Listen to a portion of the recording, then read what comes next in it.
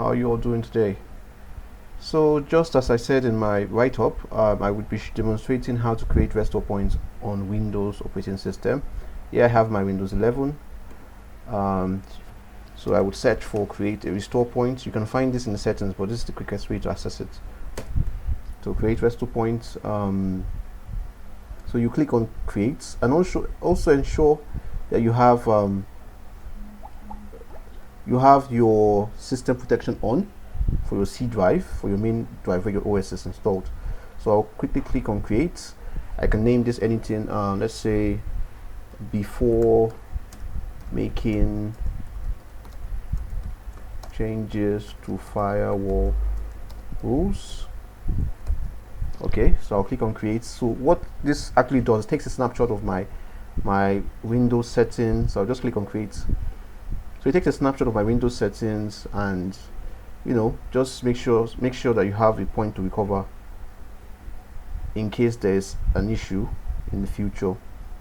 So you can see a restore point was created successfully. So I'm going to close this window and try to restore from a previous restore point. So to do that, you come down to this dialog box again and click on system restore.